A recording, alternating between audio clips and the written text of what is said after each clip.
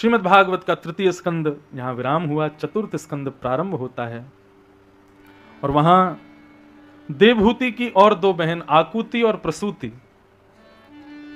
भैरव, आकुति और प्रसूति, उनका जीवन चरित्र बताया गया। आकुति का रुचि नाम के प्रजापति से ब्याह हुआ। इनके यहां भगवान यज्ञ नारायण के रूप में प्रकट हुए और यज्ञ नारायण भगवान का विवाह दक्षिणा के साथ में हुआ, इसलिए यज्ञ के अंत में दक्षिणा का भाव रखा जाता है और बिना दक्षिणा के यज्ञ की पूर्ति नहीं मानी जाती। विधिहीनम अशुष्टान्नम मंत्रहीनम अदीक्षणम श्रद्धा विहरितम यज्ञम तामसम परिचिक्षते। भगवान कहते हैं, अर्जुन, यज्ञ में 5 चीजों की बहुत जरूरत है। पहला विधि, दूसरा अन्न भोज भंडारा, तीसरा शुद्ध मंत्रोच्चारण, चौथा दक्षिणा और पांचवा श्रद्धा। यदि इन 5 में से एक भी वस्तु लेश होगी तो यज्ञ तामसी हो जाएगा। बिना विधि के कोई यज्ञ किया जाएगा तो विधिहीन होते ही वो तामसी हो जाएगा। यज्ञ तो कराया लेकिन भंडारा आदि नहीं कराया अच्छे से। भंडारा कराने का मतलब है सबको सुंदर प्रसाद नहीं पवाया तो भी यज्ञ तामसी हो जाएगा। मंत्रहीनम, बिना शुद्ध उच्चारण के ब्राह्मणों ने यदि यज्ञ कराया तो भी यज्ञ तामसी हो जाएगा। अदीक्षणम, सबके होने के बाद यजमान यदि ब्राह्मणों को उचित दक्षिणा नहीं देगा तो भी यज्ञ तामसी हो जाएगा। और अंत बताया, सब कुछ तो है लेकिन श्रद्धा नहीं है तो भी यज्ञ तामसी। अब एक बात कहें, इस श्लोक में एक बात लिखी है, श्रद्धा विहरितम यज्ञम तामसम परिचिक्षते। अंतिम भाव बताया श्रद्धा के बिना तामसी होगा। तो हमें कभी कभी ऐसा लगता है यदि यज्ञ कराने वाले के हृदय में श्रद्धा होगी ना तो बाकी सब तो अपने आप हो जाएगा। श्रद्धा विहरित व्यक्ति ही भंडारा नहीं करेगा, दक्षिणा बढ़िया नहीं देगा, आदि आदि सब करेगा। सब में कुशल हो तब यज्ञ श्रेष्ठ होता है। तो इस प्रकार यज्ञ नारायण भगवान का विवाह दक्षिणा के साथ में हुआ। ब्राह्मण बंधुओं भगवान का स्वरूप है। भगवान का मुख में, सभी भगवान के मुखमंडल है, सभी भगवान के मुख हैं, सभी भगवान के अंग के समान हैं, लेकिन ब्राह्मण भगवान का मुख है। इसीलिए हम कोई भी हो प्रथम भोज ब्राह्मण को कराएंगे, कहीं भी कोई यज्ञ करेंगे तो ब्राह्मणों को बुलाएंगे। लेकिन आजकल बड़ी परिस्थिति खराब हो गई है। ब्राह्मणों को यजमान लोग ऐसे ट्रीट करते हैं जैसे वो कोई उनके नौकर हैं। क्या ऐसा नहीं करना चाहिए। ब्राह्मण के प्रति पूर्ण श्रद्धा हो। आपको पता है शास्त्र आज्ञा करते हैं कि ब्राह्मण यदि अपने कर्मों से च्युत हो, अपने ब्राह्मणत्व का कोई कर्म निर्वहन ना करता हो, लेकिन ब्राह्मण मां के गर्भ से जन्म लिया, ब्राह्मण पिता के यहां जन्म लिया है, तो भी कम से कम पूजन करवाने का अधिकार तो उसका भी होता है। इसलिए ब्राह्मणों का सम्मान करो, वो नौकर नहीं है हमारे। बेटे का ब्याह हो, मंत्र कौन पढ़ेगा? ब्राह्मण। दादी दादा पधार जाएं, कौन करवाएगा? सब ब्राह्मण। यज्ञ अनुष्ठान घर में होंगे, कौन करवाएगा? ब्राह्मण। हमारी नई दुकान खुलेगी, प्रवेश कौन करवाएगा? ब्राह्मण। गृह पूजा कौन करवाएगा? ब्राह्मण। नवरात्रि पूजन कौन करेगा? ब्राह्मण। सब करेगा ब्राह्मण और फल मिल जाए आपको। ब्राह्मण को ही मिलना चाहिए। इतना 4 घंटा बैठ के वो तप करता है, 4 घंटा बैठ के भजन करता है, तिलक लगाता है, धोती पहन के रहता है, बेचारा एक कोने आसन में बैठा रहता है।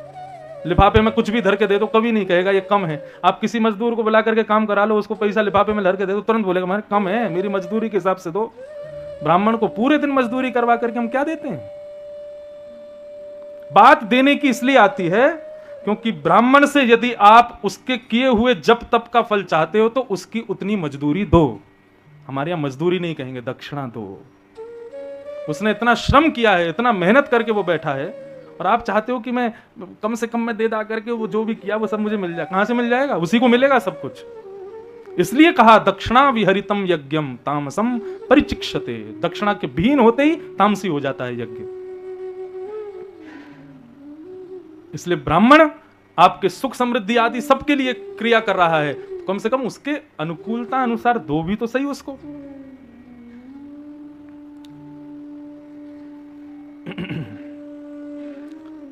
तो यज्ञ नारायण भगवान का विवाह दक्षिणा के साथ में हुआ। इस बात का विशेष यहां पर प्रयोजन बताया गया। आगे श्रीमद् भागवत में कथा आती है, उत्तानपाद राजा के 2 पुत्र हुए, उत्तम और ध्रुव। छोटी पत्नी से पुत्र हुए उत्तम, बड़ी पत्नी के पुत्र ध्रुव। बंधुओं देखो, ध्रुव कथा सबको पता है, लेकिन अब सूक्ष्मता से कुछ इसके अनसुने भाव सुनो। उत्तानपाद राजा कौन है और इसकी दो पत्नियां कौन है और इसके दो पुत्र कौन है? उत्तानपाद राजा जीवात्मा, और जीवात्मा की दो पत्नी, हम सबकी दो पत्नियां हैं। क्या नाम है पत्नियों के? तो सुरुचि और सुनीति, दो नाम। हमारी भी दो पत्नियां हैं, बुद्धि और मन, ये दो पत्नियां। पत्नी किसे कहते हैं? जिसकी आज्ञा से पति काम करता है। हम किसकी आज्ञा लेते हैं पूरे दिन? या तो अपनी बुद्धि की या फिर अपने मन की। लेकिन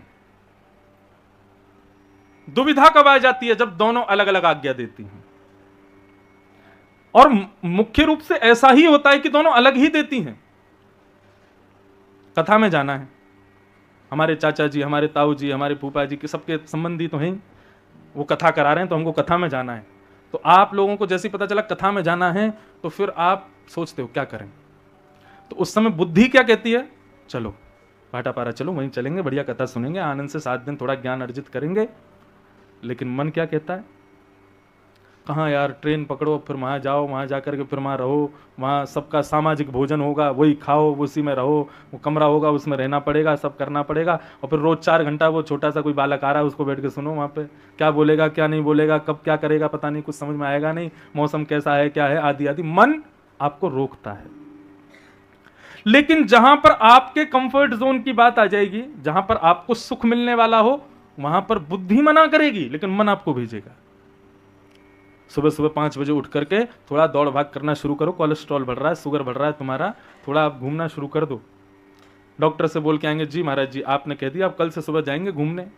5 बजे का अलार्म लगा लोगे, जैसे ही 5 बजे फोन बजेगा, गहरी निद्रा होती है 5 बजे, उसी समय अलार्म बजता है, जैसे ही फोन देखते हो तो बुद्धि क्या कहती है? उठो, चलो शूज पहनो, जाओ दौड़ के आओ, थोड़ा घूम के आओ, मोटे हो रहे हो तुम। लेकिन मन क्या कहता है? सर्दी शुरू हो गई है, बाहर कड़ाके की ठंड पड़ रही है, स्वेटर निकालना पड़ेगा, जुर्राब पहनने पड़ेंगे, हाथ मुंह धोने पड़ेंगे। यार तू कहाँ इसके चक्कर में पड़ रहा है? बढ़िया रजाई गर्म हो गई है, बिस्तर बढ़िया ठंडा सा बढ़िया आनंद दे रहा है, नींद कड़ाके की आ रही है, सो जा, आज से नहीं कल से जाएंगे। हम तुरंत सो जाते हैं। ये स्थिति है मन और बुद्धि की।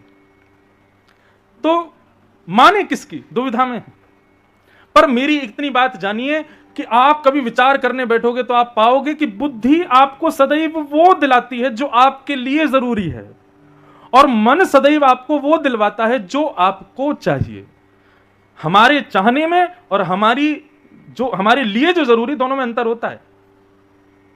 यदि हम अपनी चाह की बात करें ना, तो चाह तो महाराज कुछ भी करा देती है, चाह तो कुछ भी कह सकती है, कुछ भी मांग सकती है। लेकिन हमारे लिए जरूरी की बात आए तो उसमें कई परहेज होते हैं। और शुगर का पेशेंट है, उससे पूछो चाह क्या है? रसगुल्ला मिल जाए, गुलाब जामुन मिल जाए, जलेबी मिल जाए, कलाकंद मिल जाए, बढ़िया केसर वाला मिश्री वाला दूध मिल जाए, ये तो उसकी चाह है। लेकिन उसको जरूरी क्या है? करेले का घी का जूस पिया कर बेटा, ये तेरी जरूरतें हैं, तुम्हारा शुगर बढ़ रहा है। बात समझ में आनी चाहिए बस। और वो मैं भोजन के माध्यम से ज्यादा समझाता हूं, क्योंकि इंद्रिय में केवल जीव का ही उदाहरण दिया जा सकता है। आदि आदि तो बहुत सारी चाह होती है मानव की।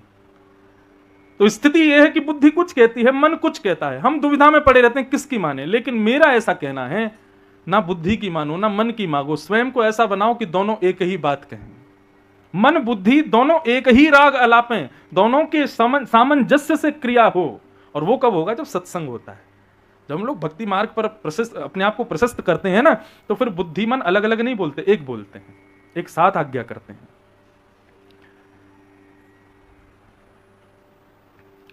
परंतु मानव क्या करता है?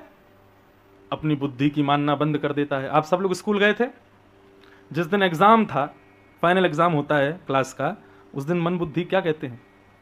मन तो कहता है कि आज कैसे भी करके हमको परीक्षा हॉल में ना जाना पड़े, एग्जाम हॉल में ना बैठना पड़े, कुछ भी करके कैसे भी करके भाई कुछ हो जाए, कुछ अनहोनी हो जाए, भूकंप ही आ जाए, कैसे भी करके स्कूल रुके। मैं जब स्कूल जाता था तो मैं रात में इंद्र देवता को प्रणाम करता था, कल इतनी बारिश करना, रेनी डे हो जाए, नहीं जाना पड़े। मन ऐसा कहता था। लेकिन बुद्धि क्या कहती है? साल भर स्कूल गए हो बेटा, माता पिता ने बहुत पैसा लगाया है बेटा, आगे बढ़ना है तुमको, इतना पढ़ाई की है, सारे बच्चे निकल जाएंगे, तुमको भी निकलना है, जाओ जाकर के एग्जाम दो। बुद्धि आपको कर्मशील बनाती है और मन आपको आलसी बनाता है। बुद्धि आपको वो करने को कहती है जिसमें आप परिश्रम करोगे, लेकिन मन आपको वो करने को कहता है जिसमें आपको आराम मिलने वाला है। इसलिए मानो मन की भी मत, मानो बुद्धि की भी मत। बस इतना कहना चाहते हैं, दोनों एक ही बात कहें, वो क्रिया करो। और वो कब होगा? जब सत्संग के आदी हो जाओगे, जब वैष्णव वार्ताएं सुनोगे, इस प्रकार के धर्म ग्रंथों को श्रवण करोगे, इस प्रकार के वैष्णव जनों के, संत जनों के मुख से सुंदर चर्चाएं सुनोगे, तब दोनों एक स्वर में बोलेंगे। लेकिन मानव क्या करता है? अपनी मन के मार्ग पर चल करके बुद्धि को त्याग देता है। फिर जो मन कहता है वही करता है। कथा में आना, हाँ मन होगा तो आएंगे। बद्रीनाथ चलो, मन नहीं कर रहा। वृंदावन जाओगे, वहां मन नहीं लगता। मन के आदि हम हो गए हैं। और यही किया उत्तानपाद राजा ने। उत्तानपाद राजा ने अपनी बड़ी पत्नी सुनीति का त्याग कर दिया और सुरुचि के संग रहने लगा। सुनीति बड़ी पत्नी यानी बुद्धि, सुरुचि छोटी पत्नी यानी मन। और सुनीति ने जिस पुत्र को जन्म दिया उसका नाम था ध्रुव। ध्रुव किसे कहते हैं? अकाट्य सत्य को कहते हैं ध्रुव। सत्य से भी बड़ा परम सत्य, और परम सत्य से भी बड़ा यदि कोई शब्द होगा तो वो होगा ध्रुव। तुम्हारी बात अटल ध्रुव है, मतलब परम परम सत्य है। ध्रुव माने परम सत्य। और छोटी पत्नी से जो पुत्र हुआ उसका नाम था उत्तम। उत्तम सबके लिए अलग अलग होता है। किसी को भिंडी की सब्जी पसंद होती है लेकिन किसी को नहीं होती। किसी को आलू की सब्जी बहुत भाती है, किसी को नहीं भाती। किसी को कढ़ी भाती है, किसी को, कढ़ी तो सबको ही भाती है। कढ़ी से ना प्रेम करने वाला कोई हो नहीं सकता। कढ़ी तो सबको प्रिय है। कहने का अभिप्राय उत्तम सबके लिए अलग। अब मेरे को केवल, मैं ऐसा नहीं, मैं रंगीन कपड़े नहीं पहनता हूं, लेकिन जब व्यासपीठ पे बैठता हूं तो मेरा भाव होता है मैं श्वेत में ही रहूं। इससे मेरी बुद्धि शांत रहती है और जो विचार कथाओं के बीच में आते हैं ना, वो आते रहते हैं। अगर मैं रंगीन कपड़े पहन के बैठ जाऊं तो मैं कथा नहीं कर पाऊंगा। क्यों? मेरी बुद्धि विचार नहीं कर पाती। फिर ये भी एक बात है, सबके लिए अपने अपने तरीके होते हैं। कई लोग हैं वो कलरफुली पहन के बैठते हैं, चटकदार बिल्कुल शेरवानी पहन के बैठते हैं। उनको देख के मुझे ये लगता है कथा कैसे कर लेते होंगे। यहाँ पे मोती हिल रहा है, यहाँ से हीरा चमक रहा है। मैंने कहा मैं तो नहीं, मुझे तो पूरा सात्विकता चाहिए तभी कथा हो पाएगी। मैं माला वाला भी नहीं पहनता। क्यों? माला कई बार कोई बना के लाता है बेहतरीन माला, पहना देंगे, महाराज जी इसको उतारना नहीं 4 घंटे। मैंने कहा तो फिर सुन ले कथा, मेरा मन इसी में ही लगा रहेगा। मुझे सात्विकता, बिल्कुल सरलता चाहिए कथा में। नीचे कुछ भी करो मेरे साथ, खेलो कूदो ऊधम मचाओ, लेकिन कथा में तो मैं ऐसी सरल रहूं तो ठीक है। कथा तभी होती है। उत्तम सबके लिए अलग अलग होता है, लेकिन ध्रुव सबको प्रिय होता है। ध्रुव सबके लिए समान होता है। बड़ी पत्नी के पुत्र हुए ध्रुव, परंतु बड़ी पत्नी का परित्याग कर दिया, इसलिए ध्रुव भी चले गए, छोटी पत्नी के साथ रहने लगे। एक दिन ध्रुव जी ने अपनी मां से जाकर के पूछा, मां मेरे पिता कौन है? मां ने बोला, तुमको किसने बताया पिता के बारे में? बोले मेरे मित्र कहते हैं कि उनके पिता हैं, उनकी मां भी है, तो मेरे पिता कौन है? तब ध्रुव जी की मां ने बताया, सामने जो भवन है इसमें जो राजा हैं वो तुम्हारे पिता हैं। ध्रुव जी अंदर गए, छोटी मां ने डांट दिया और कहा कि वो तुम्हारे पिता हैं लेकिन मैं तुम्हारी मां नहीं हूं। उस गद्दी पर बैठना है तो पहले मेरे गर्भ से जन्म लो। जाओ वन में जाके भगवान की प्रार्थना करना, तपस्या करना, भगवान जब प्रकट हो जाए तो उनसे कहना कि मैं छोटी मां के गर्भ से जन्म लूं। बताओ, ये भी कोई स्थिति। अब भगवान मिल ही गए तो फिर वो छोटी मां की गर्भ क्यों ही मांगेगा? लेकिन मन कुछ भी सोच सकता है। छोटी पत्नी मन है ना। ध्रुव जी रोते रोते अपनी मां के पास आए। मां ने समझाया, ध्रुव बेटा रो मत। क्या कहा मां ने? बोले छोटी मां ने कहा कि वन में जाके भगवान से भजन करके मैं उनके गर्भ से जन्म लूं, ऐसा वरदान मांगू। बेटा कथा में क्या सुनते हो? तुम कथा में जाते हो ना मेरे साथ, क्या सुनते हो? कि हंस बनो। हंस, हंस का गुण क्या है? नीर क्षीर को अलग अलग करना, दूध और जल को अलग करके दूध पी जाना, जल को छोड़ देना। मां ने क्या कहा? उसमें दूध क्या है? ग्रहण करने वाली वस्तु क्या है? वन में जाओ, वन में जाके ठाकुर जी का भजन करो और ठाकुर जी जब प्रकट करें तब उनका दर्शन करना, ये दूध है। उसके बाद मां ने जो भी कहा कि उनसे वरदान मांगना, मैं उनके, वो सब जल है, उसको छोड़ बेटा, जो दूध है उसको ग्रहण कर। तू बेटा अभी वन में जा। अरे मैं तो तेरी मां हूं, लेकिन वो छोटी मां तेरी मां नहीं है, वो तो तेरी गुरु है। क्यों? बोले मैं तो केवल सत्संग में ले जाती हूँ, कथा में ले जाती हूँ, संतों के पास ले जाती हूँ, लेकिन उसने तो सीधे भगवान के पास जाने के लिए बोल दिया। बेटा ऐसे लोगों के प्रति दुर्भाव नहीं रखते। मां हो तो ध्रुव की मां जैसी। आजकल माताएं क्या बता देती हैं बच्चों को? उसके पास मत जाओ, वो आंटी अच्छी नहीं है, वो ऐसे देखती है, वो अच्छी थोड़ी है, वो ऐसी है वैसी। बच्चे निर्विकार होते हैं, उनके अंदर विकार नहीं होता। उनके अंदर विकार कौन डालता है? माता पिता डालते हैं। ये अंकल अच्छे नहीं है, इनके साथ नहीं बैठते, ये ऐसे हैं, ऐसे नहीं जाते, वो अंधेरा मानी जाना, भूत बैठा है। बच्चों के अंदर विकार किसने डाले? हमने डाले। बच्चे तो निर्विकार होते हैं। किसी की गोद में चले जाना, किसी से भी बात कर लेना, किसी के हाथ से भी खा लेना, वो ठीक है, माता पिता उसकी सुविधा के लिए, उसके सुरक्षा के लिए उसको समझाते हैं, लेकिन वास्तव में उसको विकार युक्त हमने बनाया, वो तो नहीं था ऐसा। लेकिन ध्रुव जी की मां ने ध्रुव को समझाया, बेटा मां की बात मानो और तुम वन में जाओ। और 4 वर्ष के ध्रुव जी वन में गए। वन में नारद जी मिले। नारद जी ने उनको एक मंत्र दिया, ओम नमो भगवते वासुदेवाय। ध्रुव जी महाराज ने जाकर के इस मंत्र का उच्चारण करते हुए 5 महीने तक ठाकुर जी का तप किया। और 5 महीने में खूब अवस्थाएं बदली। पहला महीना बोले 3 दिन कुछ नहीं खाते, 3 दिन बाद कपित्त फल खा करके ध्रुव जी भजन करते। 1 महीना व्यतीत हो गया इसी प्रकार। दूसरा महीना प्रारंभ हुआ तो ध्रुव जी ने और थोड़ा कठिन किया अपने व्रत को। अब 6 दिन तक कुछ नहीं खाते, 6 दिन बाद केवल पत्ते और जल पी करके भजन करने लगे। 2 महीने इस प्रकार निकले। तीसरा महीना प्रारंभ हुआ तो ध्रुव जी ने और कठिन किया, 9 दिन कुछ नहीं खाते, 9 दिन बाद केवल जल पी करके भजन करना शुरू किया। तीसरा महीना निकला, चौथा महीना प्रारंभ हुआ। ध्रुव जी बोले, भगवान अभी नहीं आए, इतना कठिन कर रहा हूं मैं, फिर भी नहीं आ रहे हैं। चौथे महीने में ध्रुव जी केवल 12 दिन में श्वास लेते हैं और फिर 12 दिन तक श्वास छोड़ते नहीं है। अपने आप को इतना उन्होंने कठोर बना दिया। अच्छा एक बात बताओ, ध्रुव जी को 4 महीने में मिल गए भगवान, 5वें महीने तो ठाकुर जी सामने खड़े थे। क्या समझ आता है इस कथा से? ध्रुव की भक्ति में ऐसा क्या था कि भगवान उसको मिल गए? लोग बताते हैं उसकी आयु कम थी, 4 साल के थे। जरूरी नहीं है ये बात। लोग कहते हैं वो एक राजा का बेटा था, बड़े बड़े राजाओं के बेटा गए, भगवान नहीं मिले। आदि आदि सबके अपने भाव आते हैं, लेकिन मेरा मौलिक भाव ध्रुव जी के प्रसंग को पढ़ के क्या कहता है? ध्रुव जी को भगवान 5 महीने में क्यों मिल गए? क्योंकि ध्रुव जी ने भगवत प्राप्ति में जिद को प्रकट किया, जिद्दी बन गए।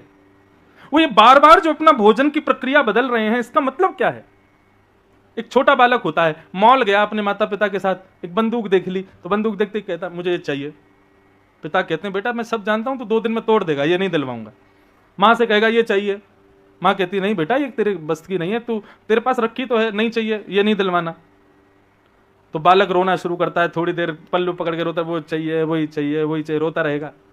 और जब मॉल से निकलने का समय आएगा तब बालक क्या करता है? बिखर जाता है, गिर जाता है, सिर पटकने लगता है, मुझे चाहिए चाहिए चाहिए। तब माता पिता उस बालक को उसकी जिद पूरी करने के लिए वस्तु देते हैं कि नहीं देते? ठीक वही भाव ध्रुव जी का है। ध्रुव जी 1 महीने 3 दिन तक कुछ नहीं खाते और फिर सोचते हैं अभी नहीं आए भगवान, रुक जाओ और दूसरा काम करता हूं, 6 दिन तक कुछ नहीं खाऊंगा। तीसरे महीने में 9 दिन तक कुछ नहीं खाऊंगा। चौथे महीने में 12 दिन तक कुछ खाऊंगा पीऊंगा नहीं। 5वें महीने में तो इतनी जिद्दी हो गए ध्रुव जी, नहीं आए भगवान, ठीक है अब मैं श्वास ही नहीं लूंगा। और भजन करना जब प्रारंभ किया, करते करते करते देवताओं ने जब देखा तब गए भगवान के पास, बोले प्रभु दर्शन दो ध्रुव को। भगवान कहते हैं ऐसे ध्रुव का दर्शन करने नहीं, दर्शन देने नहीं, दर्शन करने जाऊंगा मैं। और भगवान पधारे। ध्रुव जी की जिद ने भगवान को प्रकट किया। तो वैष्णव एक पॉइंट और लिख लें कि भगवत प्राप्ति करनी है तो जब तक जिद्दी नहीं बनोगे तब तक भगवान नहीं मिलेंगे। हम गिरिराज जी की परिक्रमा कर आए, एक परिक्रमा कर आए, वृंदावन हुआ है, यमुना स्नान कर आए, वापस लौट के आ गए रायपुर छत्तीसगढ़ में, भाटापारा में अपने कारोबार में लग गए। भगवान बोले तुम अपना कर करा के गए, अब और क्या, पड़े रहो वहीं पे, लगे रहो, पीछे ही पड़ जाओ, ठाकुर जी को मिलोगे कैसे नहीं? जब जिद करोगे तभी ठाकुर जी प्रकट होंगे। ध्रुव जी महाराज 5वें महीने में जब श्वास वशीकृत करके बैठे हैं और भजन कर रहे हैं ठाकुर जी का, तभी भगवान ने गरुण जी को आज्ञा की और गरुण पर विराजमान होकर के ठाकुर जी श्री ध्रुव जी के सन्मुख पधारे। ध्रुव जी ने आंख बंद करके भजन कर रहे हैं ठाकुर जी का। गरुण जी बोले भगवान ये आंख क्यों नहीं खोल रहा, हम इतनी देर से सामने खड़े हैं। भगवान बोले जो छवि बाहर खड़ी है ना, वो छवि उसको अंदर दिख रही है, इसलिए आंख नहीं खोल रहा है, रुको। ठाकुर जी ने एक चुटकी बजाई, चुटकी की ध्वनि होते ही ध्रुव जी के हृदय में जो छवि थी वो अंतर ध्यान हुई। जैसे ही अंतर ध्यान हुई व्याकुल हो गए ध्रुव जी, कहां गए भगवान, अपना हृदय सहलाने लगे। जैसे ही नेत्र खोल करके देखा तो गरुण के ऊपर शंख चक्र गदा पद्मधारी श्रीमन नारायण सामने खड़े हैं। बोलो भक्त वत्सल भगवान की।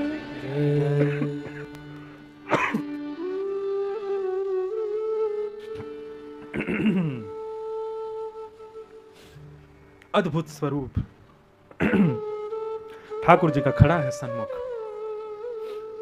ध्रुव जी के नेत्र सजल हो गए। यहां पर वेद व्यास जी महाराज कहते हैं कि ध्रुव जी ने जैसे ही ठाकुर जी को देखा तो सबसे पहले क्या किया, तो कहते हैं दृग्भ्याम प्रपश्यन प्रपिवार निभाग प्रभु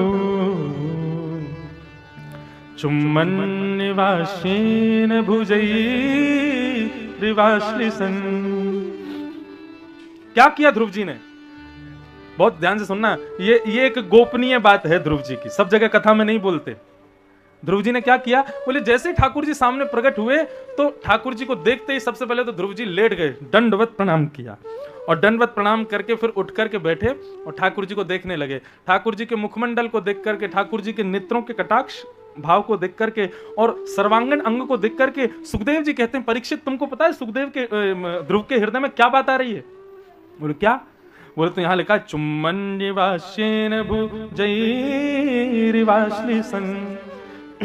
ध्रुव जी की इच्छा हो रही है, ये इतने सुंदर हैं, इनके गाल गुलाब जामुन जैसे चमक रहे हैं, मैं कैसे भी इनकी गोद में चढ़ के इनके गालों को काट लूं, इतने प्यारे लग रहे हैं।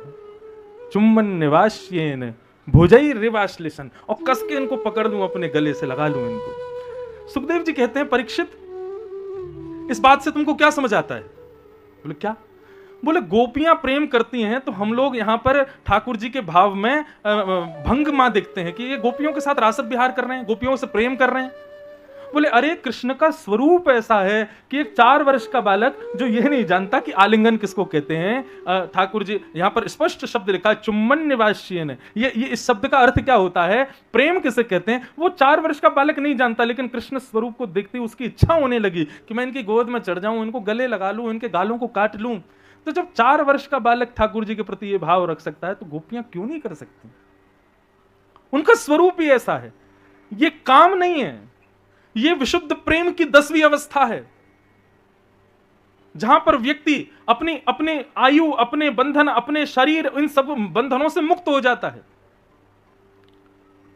भगवान ने ध्रुव जी की ओर देखा और इशारा किया, कुछ बोलो। ध्रुव जी कुछ नहीं बोले। ध्रुव जी के मन में बात आ रही है कि मैं तो एक छोटा सा बालक हूं, मुझे तो बोलना आता नहीं। भगवान बोले इधर आओ। जैसे ही ध्रुव जी पास गए तो भगवान ने अपना शंख छुपा दिया, पस्पर्श बालम कृपया कपूलो, और जैसे ही शंख का स्पर्श कराया संपूर्ण वेद वेदांत पुराणों का ज्ञान ध्रुव जी को हो गया।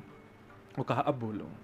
तब ध्रुव जी ने भगवान की स्तुति गाई, योऽन्तः प्रविश्य मम वाचमिमां प्रसूक्ताम् संजीवयत्यखिल शक्तिधर स्वधाम्ना अन्यांश्च हस्तचरण श्रवणत्वगादीन् प्राणान् नमो भगवते पुरुषाय तुभ्यम्। हे भगवान, व्यक्ति को अपने प्रत्येक अंग से आपकी भक्ति करनी चाहिए। केवल आंखों से दर्शन करना, कानों से कथा सुनना, पैरों से परिक्रमा लगाना, हाथ से ताली, इससे काम नहीं चलेगा। एक भी इंद्रिय छूटनी नहीं चाहिए। क्यों? बोले क्योंकि प्रभु मानव का स्वभाव कहता है कि किसी ने तुम्हारी सहायता की, किसी ने तुमको शक्ति प्रदान की तो उसको धन्यवाद ज्ञापन करो। इसी प्रकार आपने एक आंखों को देखने की शक्ति दी, कानों को सुनने की शक्ति, हाथों को कर्म करने की शक्ति, पैरों को चलने की शक्ति, त्वचा को स्पर्श की शक्ति, गुप्त इंद्रियों को उनकी शक्ति, सबको आपने प्रदान की है। व्यक्ति को चाहिए अपने प्रत्येक अंग से आपको धन्यवाद करे, आपका स्मरण करके। आप जब करताल बजाते हो कीर्तन में तो एक प्रकार से आप हाथ देने के लिए ठाकुर जी को धन्यवाद कहते हो। आप ठाकुर जी का दर्शन करने जाते हो तो एक प्रकार से नेत्र देने के लिए ठाकुर जी को नेत्रों से धन्यवाद कहते हो। कथा श्रवण करते हैं तो कानों से कान देने के लिए ठाकुर जी को धन्यवाद कहते हो। प्रत्येक इंद्रिय से ठाकुर जी को प्रणाम करना चाहिए, सर्वांगीण प्रणाम। ये ध्रुव जी का भाव है। ध्रुव जी ने भगवान की स्तुति गाई और अंत में कहा, भगवान मैं कुछ मांगना चाहता हूं। भगवान बोले मांगो ध्रुव, क्या चाहिए? तब ध्रुव जी क्या मांगते हैं भगवान से? भक्ति मुह प्रवहतां त्वयि में प्रसंगो भूयादनन्तमताममलाशयानां येनाञ्जसौल्वणमुरुव्यसनं भवाब्धिं निश्ये भवद्गुण कथामृत पान मत्तः। क्या मांगा ध्रुव जी ने? अच्छा एक बात बताऊं, ये जहां कहीं भी लोग बाग ऐसा कहते हैं ना, भगवान का जब किरदार निभाएंगे पिक्चरों में आदि में, तो सब जगह ऐसे दिखाएंगे भगवान जैसी प्रकट होते हैं, बोलते बालक वरदान मांगो, बालक कुछ भी मांग लेता है। लेकिन वास्तव में भगवान से मांगने वालों ने कभी कुछ मांगा ही नहीं। आप अभी तक गिनते आ रहे हो कितने भक्तों ने देख लिया, किसने क्या मांगा? कुछ भी नहीं मांगा। अब ध्रुव जी क्या मांग रहे हैं? प्रभु जो मांगूंगा सो दोगे? बोले बिल्कुल दूंगा। बोले कृपा कर दीजिए। बोले क्या? आपसे मेरी थोड़ी दूरी हो जाए। भगवान बोले वाह, ये क्या मांग रहे हो? बोले आपसे थोड़ा मैं दूर हो जाऊं, आप मुझे दर्शन मत दो, मैं आपसे कहीं दूर चला जाऊं और मुझे देना है तो एक ही वस्तु दे दो। क्या? कि आपकी सुंदर कथाएं जहां होती हों मैं वहां अपने आप ही पहुंच जाता हूं, और आपकी कथाओं में जाकर के मदमस्त होकर के जब वक्ता आपके बारे में बतावे, आपके स्वरूप का वर्णन करे, आपके धामों का वर्णन, तीर्थों का वर्णन करे, तब मेरे हृदय में आपकी कथा सुनकर के आपके दर्शन की इच्छा प्रकट हो। मैं उस इच्छा में रहना चाहता हूं, पर आप मुझे दर्शन देना मत। मैं आपके दर्शन में व्याकुल होना चाहता हूं, आपका दर्शन नहीं करना चाहता। भगवान बोले बड़े विचित्र, क्यों? बोले क्योंकि प्रभु दर्शन में तो केवल नेत्रों को दिखाई देते हो, लेकिन जब आपकी कथा में बैठते हैं ना तो रोम रोम को आपका स्पर्श होता है। जब कान सुनते हैं तो लगता है आप ही बोल गए क्या। नेत्रों के आगे आप नहीं होते, दुनिया होती है, लेकिन आपकी कथा में इतनी सामर्थ्य है कि वो नेत्रों के आगे आपको प्रकट कर देती है। जिह्वा में कुछ नहीं होता, लेकिन कथा सुनते सुनते ऐसा लगता है आपका रस ही इसमें आ गया हो। प्रत्येक इंद्रियां जब रोंगटे खड़े हो जाते हैं कथा सुनते सुनते, तो लगता है आप ही स्पर्श कर रहे हो। तो दर्शन से ज्यादा श्रेष्ठ आपकी कथा का श्रवण है भगवान, क्योंकि दर्शन में केवल आप दिखते हो आंखों को, लेकिन कथा में तो रोम रोम का स्पर्श आप करते हो। इसलिए मुझे आपकी कथा चाहिए भगवान, मुझे आप नहीं चाहिए। ऐसे ध्रुव जी मानो कथा सुन रहे हो और कथा में बाहुल विह्वल होकर के गा रहे हो, हे नाथ दर्शन दो, हे नाथ प्रकट हो जाओ। इतने में ठाकुर जी प्रकट हो गए, पीछे कंधे पे हाथ रखें, अरे मैं आ गया। और ध्रुव जी पीछे देख के कह रहे हैं अभी 2 घंटा की कथा बची है, बाहर जाओ, अभी सुनने दो मुझे व्याकुल होने में आनंद आता है, आपसे मिलने में वो सुख नहीं मिलता जो आपसे मिलने की इच्छा रखने में सुख है। ऐसी कृपा कर दो। तब भगवान ने ध्रुव के ऊपर कृपा की और कृपा करके 36,000 वर्ष राज्य करने के लिए ध्रुव जी को आज्ञा की। प्रश्न उठता है कि जब भगवान मिल गए तो उसके बाद ध्रुव जी को पुनः संसार में क्यों भेज दिया? क्योंकि प्रथम कामना ध्रुव जी की संसार की ही थी। ध्रुव जी पहले किस कामना से आ रहे थे वन में? कि मुझे अपने पिता की राज्य गद्दी पर बैठना है। वो बात अलग है कि बाद में ध्यान करते करते, स्मरण करते करते उनकी स्थिति बदल गई। लेकिन ठाकुर जी कहते हैं मैं जिस कामना से मेरे पास भक्त आया पहले वही कामना पूरी करता हूं। यदि तुम संसार लेके आओगे तो इतना संसार दूंगा, इतना दूंगा, इतना दूंगा, पागल हो जाओगे भोगते भोगते। और ध्रुव जी के साथ वही हुआ। ध्रुव जी रोने लगे, बोले भगवान 36,000 वर्ष बहुत होते हैं। बोले मैं यही तो चाहता हूं 36,000 वर्ष में संसार और इस राज्य गद्दी से तुम इतने ऊब जाओ कि फिर जीवन में कभी इसका नाम नहीं लेना। ध्रुव जी ने 36,000 वर्ष तक राज्य किया और तत्पश्चात जब भगवत धाम गए तो भगवान इतने प्रसन्न हो गए कि ध्रुव जी को उनका एक लोक दे दिया, जो है ध्रुव लोक। जब प्रलय आता है तो ब्रह्म लोक का भी प्रलय होता है, लेकिन ध्रुव लोक का प्रलय में भी कभी लय नहीं होता। आज भी ध्रुव जी सुबह 4:30 बजे सब पूरे विश्व को दर्शन देते हैं आकाश में। वो ध्रुव तारा, वो ध्रुव लोक है। मैंने एक संत से पूछा, मैंने कहा ध्रुव लोक केवल सुबह सुबह क्यों दिखता है, पूरे रात क्यों नहीं दिखता? इतना सुंदर वर्णन किया उन्होंने कहा, बोले वैकुंठ पति जो नारायण है ना वो कहीं नहीं जाते, वैकुंठ में रहते हैं पूरे दिन, लेकिन उनकी डेली पधरामनी होती है कहां? ध्रुव जी के यहाँ। बोले ध्रुवलोक में अंधेरा रहता है पूरे समय, क्यों? क्योंकि ध्रुव जी ध्यान में होते हैं। लेकिन सुबह सुबह भोर मंगला में ठाकुर जी स्नान करते ही वैकुंठ से सबसे पहले ध्रुवलोक जाते हैं, और जैसे ही ध्रुवलोक में ठाकुर जी प्रकट होते हैं पूरा ध्रुवलोक जगमगाने लगता है और पूरे विश्व को दर्शन होता है। जब आप प्रातः काल में ध्रुव तारा को देखते हो उस समय यह अनुभव करना, इस समय नारायण वहां बैठे हैं, ध्रुव जी को दर्शन दे रहे हैं, ध्रुव जी चरण दबा रहे हैं और ध्रुव जी के समस्त परिकर नारायण को भोजन करा रहे हैं। वही है ध्रुवलोक। उस ध्रुवलोक का नित्य दर्शन करने से ऐसा कहते हैं कि ध्रुव जी जैसी भक्ति हृदय में प्रकट होती है। उसके लिए भैया सुबह उठना पड़ेगा, 3:45 बजे उठो, नहा धो के उसमें देखो, फिर बादल हो जाएं तो कुछ कह नहीं सकते, नित्य ध्रुवलोक का दर्शन करो, ऐसा भाव बताया। हम जल्दी जल्दी थोड़ा और क्रम बढ़ाएं, हमको लगती सारी कथाएं कहते हैं, कैसे कहें? अगली बार 2-4 महीने की कथा रखवाना है, भाटा पारा में ही डेरा डाल के बैठ जाएंगे। आप लोग तो हंस गए, ले 2-4 महीने की कथा हुई, खर्चा कितना होगा पता है महाराज। लेकिन सत्संग का एक क्षण मिल जाए तो शास्त्रों में उसकी इतनी महिमा बताई। हम लोग कितने भाग्यशाली, 4-4 घंटे मिल रहे हैं हमको, पूरा पूरा दिन मिल रहा है, आनंद हो रहा है। तो ध्रुव जी के